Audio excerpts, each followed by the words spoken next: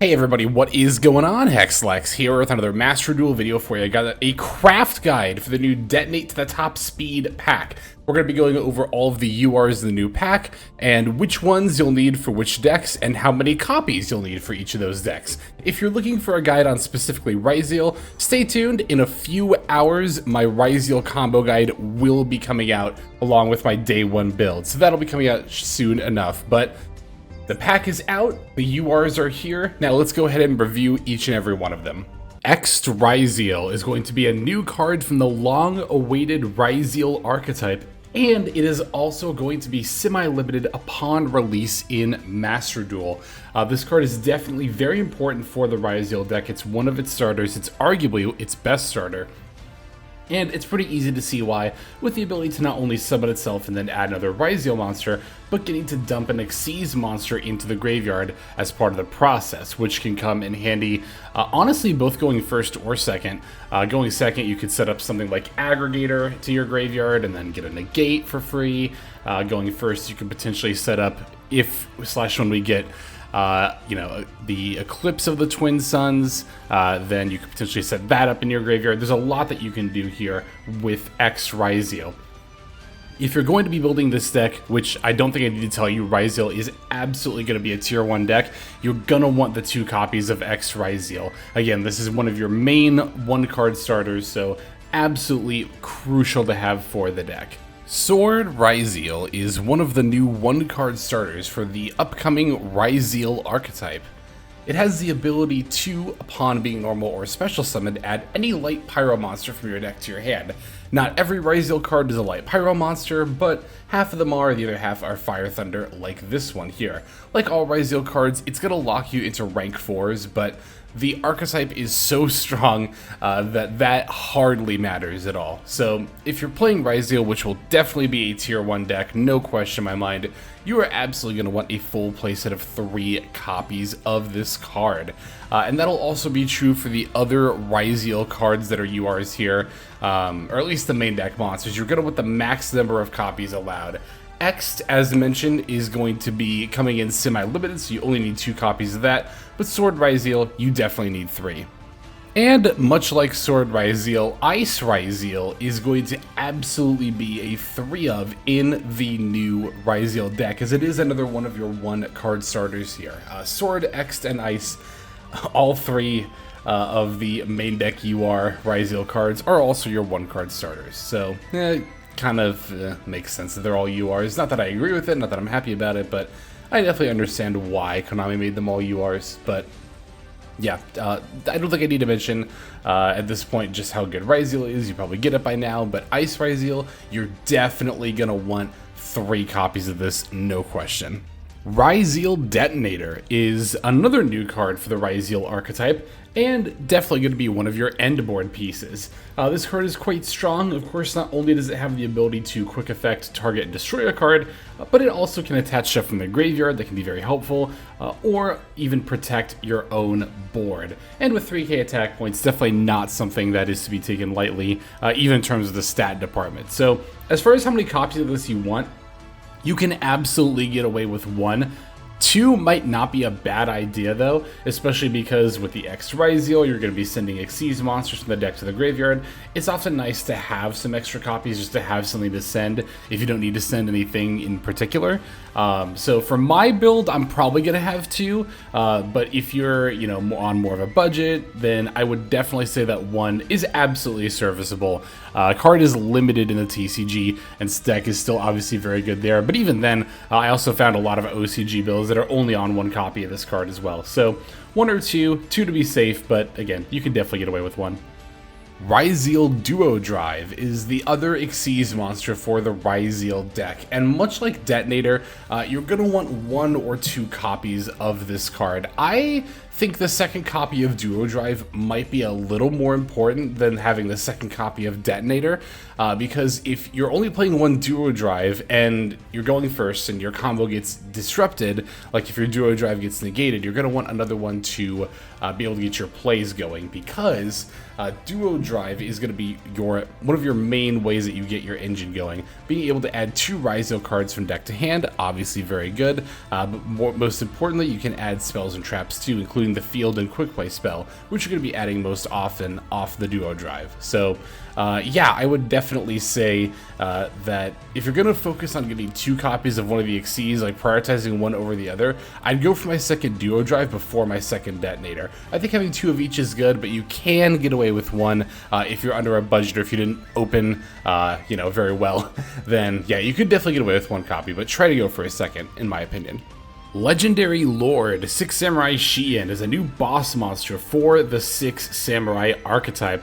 It's quite a good one, it's quite powerful. Not only does it have the ability to get you some advantage on summon by adding a 6 Samurai card from deck or graveyard to hand, but on top of that, it also has the ability to quick effect, negate, and destroy monster effects. This is particularly good for the 6 Samurai archetype, as your level 5 Shien boss monster can already quick effect and negate and destroy spell and trap card effects. So now if you're able to put both of these out, which should be trivially easy for most 6 Samurai combos, assuming you go in uninterrupted, then you have the ability to have negates for just about anything. So this card, despite being so good, I don't think, even in combination with the other support, is going to be enough to boost 6 Samurai into tiered status, unfortunately. Maybe if it was like 6 months ago, we could maybe see this as a tier 3 deck, but the power level of the game overall is going to notably increase, especially now that Ryzeal and Malice are in the game, and as a result, it's going to be a little bit tougher for 6 Samurai to be able to do their thing. But I will say, even power level aside, one of 6 Samurai's biggest weaknesses is just how vulnerable it is to hand traps. You know, 6 Samurai already had the ability to do literally infinite special summons in Master Duel even before this new support, and even then, the deck still saw almost no play. That is actually another thing too, is the timer actually affects this deck maybe more than any other in Master Duel, because of just how many things you have to do on turn 1. You're definitely going to be pressured to play this deck efficiently, and by efficiently, I of course mean quickly. So all in all, I think that 6 Samurai is definitely not bad after the new support, but I can't rate it any higher than a Rogue. Still solid, but not a tiered deck, unfortunately. Crystal Clear Wing Over Synchro Dragon is a new level 12 Synchro boss monster for the Speedroid archetype. It's not really a Speedroid card, but it is a wind synchro monster, which Speedroid locks you into wind, and obviously through character, you know, in the anime connections, the Clear Wing and Speedroid archetypes are pretty closely linked. So I will say, as far as, you know, a card for the Speedroid archetype, again, I don't really think this does enough to put the deck over the edge into tiered category, not even tier 3, unfortunately. But one thing I will say is that this card is worth considering even outside of Speedroid decks or decks that want to summon it quote-unquote legitimately. This is a level 12 Dragon Synchro monster, meaning that it is a prime target for the Crimson Dragon. And indeed, it does have an Omni Negate, so it's not a bad option. That said, it's a little bit redundant as far as that category goes, because shooting Blazar and even shooting Quasar Dragon both already exist. The thing that this card does that those two don't is that it can gain a lot of attack points, but honestly, these level 12 Dragon Synchro monsters are so big that having a lot of attack points doesn't super matter. It does, of course, also have the option to summon a Clearing monster from your extra deck upon being removed. Now, how many Crimson Dragon decks are going to also have a Clearwing Synchro monster, you know, in your extra deck as well? Probably not that many, but it is worth looking at, if for nothing else, those options there. Again, Speedroid, I don't really see being, you know, any more powerful than Rogue, even with this new support.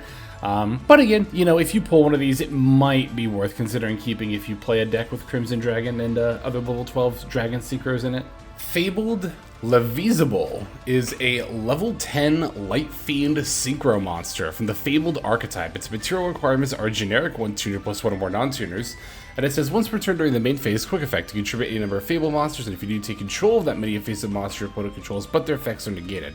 So this is obviously intended to be a big boss monster for the Fabled archetype, right? The idea being, if you've got a bunch of Fabled monsters on board, you can, during your opponent's turn, interrupt their combo by just taking control of everything. It is worth noting that this card can also simply tribute itself and take control of an opponent's monster. It's not till the end of the turn, by the way. You get to keep it. Its effects are negated, but you get to keep the monster that you take.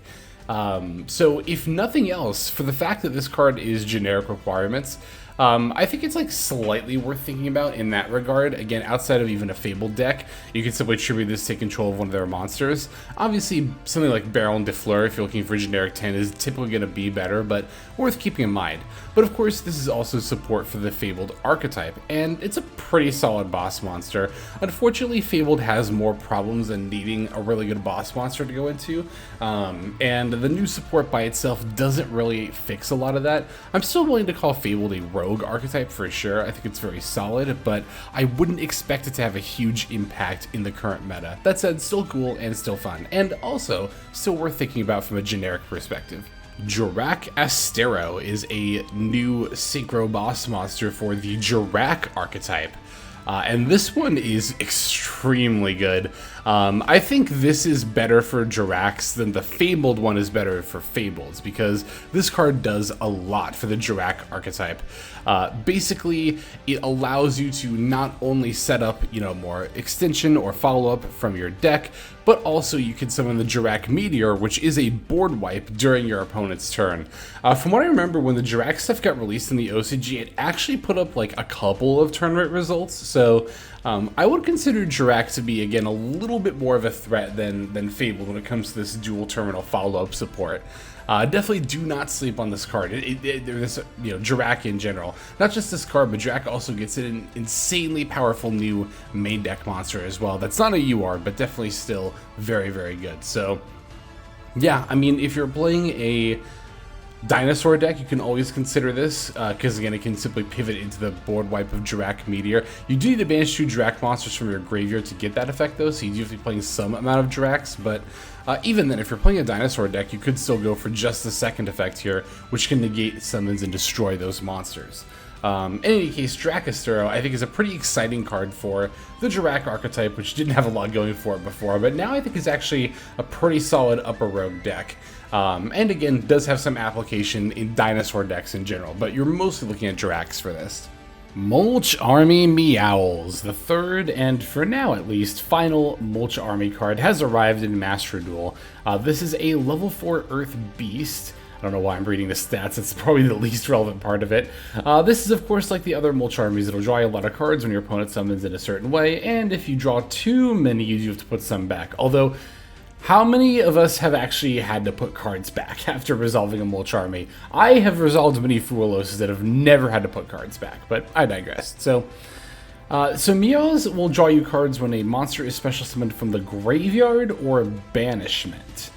So I would say that this is definitely more narrow than Fuolos, but I think a little more applicable than something like Perilia. I think it sits somewhere in the middle, although I think it's closer on the Perilia end of the spectrum than the Fuolos end of the spectrum. That is to say, I think for probably 90% of decks in Master Duel, you probably won't want to play this. Meowls, honestly, much like Perilia, is a great sideboard card, but Master Duel is best of when we don't use side decks. So, as a result, if you want to make use of this, you would have to be main decking it. Now, in the current meta, with Malice, this seems like a really, really good card. And this card is very good against Malice, but we do also have to consider that Ryzeal is about to enter the metagame, which Meowls does not really affect Ryzeal that much. So, in the end, you gotta ask yourself, is the meta, full of enough of these summon from graveyard or banishment effects to play Meowls?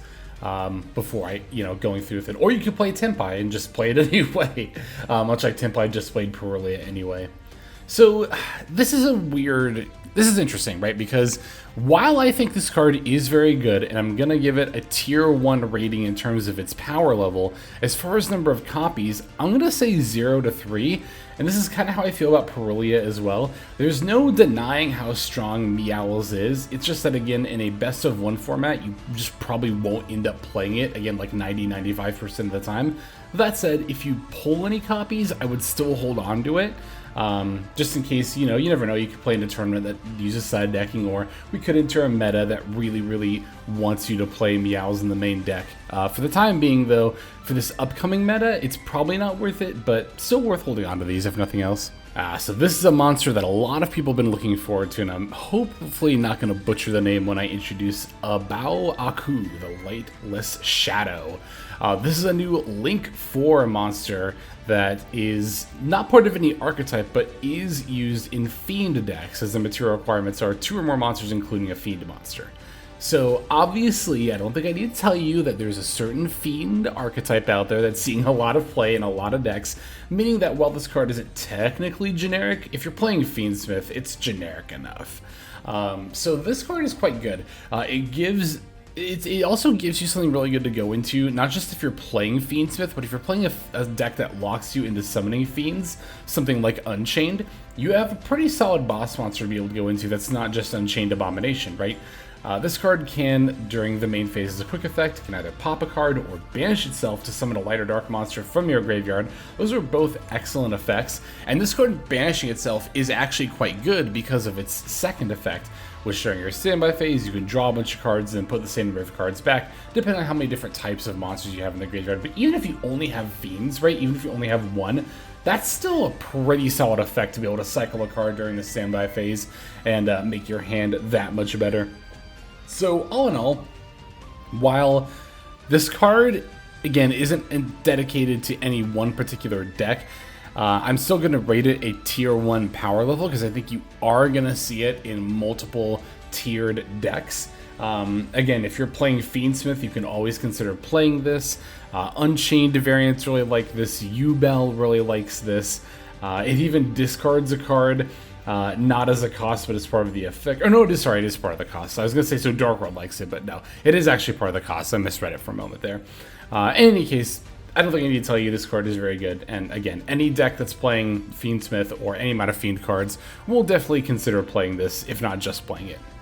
And we have a new spell card here as well. Gordian Slicer is a normal spell card that is a pretty interesting new board breaker option.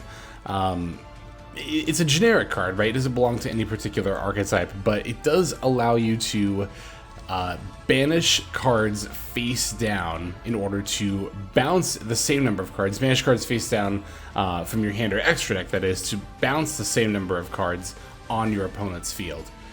You have to activate this at the start of main phase 1 or 2, so it's a little bit niche of when you can activate it, but to be fair, if you're playing like a going second or board breaking deck, you're going to want to use your board breaker first anyway, so it's not that big of a deal. I don't think most decks will consider actually playing this. They might if we had side decks in Master Duel, but I think this is a pretty viable option in specifically going second decks, right? Because if you're playing a deck that wants to go first and you want this kind of board breaker that can't be responded to, you could simply play Droplet, or if your deck can afford the slots, Super Poly, because then, you know, they're quick play spells, you can at least set them if you go first and use them on your opponent's turn. Gordian Slicer I think is going to be more in line with stuff like Lightning Storm, where it is specifically for going second because it is a normal spell. That said, the fact that it can't be responded to always makes it worth looking at. Particularly going second decks that don't really care about their extra deck could definitely look to this. Bouncing cards is often better than destroying them. It gets around more different types of, you know, destruction protection. This does target, so it doesn't get around target protection, but I think still worth very much considering if you're playing a going second deck, especially one that doesn't really care that much about its extra deck, or at the very least can spare 6 to 12 slots from the extra deck in order to bounce a couple of cards on the opponent's field. Definitely consider holding on to this if you pull it, but again, it's really only going to be used in going second decks. And that is going to do it for my coverage of the latest selection pack. So let me know what you think of this pack in the comments below, how good your pulls were, and which decks from this pack you are looking forward to building for yourself. But for the time being, that is going to do it for me. Thank you for watching so very much. Again, if you're looking for some Ryzeal content, stay tuned. Combo guides coming out today, and I'll be putting out some gameplay videos in the very near future as well. But that'll do it for now, so let's move on to our outro. Hey everybody, Hexlex here. Thank you so very much for watching all the way to the very end of the video, which by the way is one of the best ways to support the channel. Speaking of supporting the channel, take a look at the names on screen. These are folks who have been so generous as to either join as a YouTube member or subscribe over on patreon.com/Hexlex to support. There's also perks for doing so. If you would like to see YouTube videos early, as well as some exclusive videos that get uploaded to YouTube, but for one reason or another I decide not to publish, definitely go go ahead and hit that join button to see content early, as well as some exclusive content. If you're looking for more exclusive content, over on patreon.com, I upload exclusive videos that are not posted on YouTube just about every single day. Whether you choose to subscribe over on Patreon, join as a YouTube member, or simply continue to watch, your support is greatly appreciated. Thank you so very much. But for now, this is Hexlex. I am signing out, and I hope that you have a fantastic day.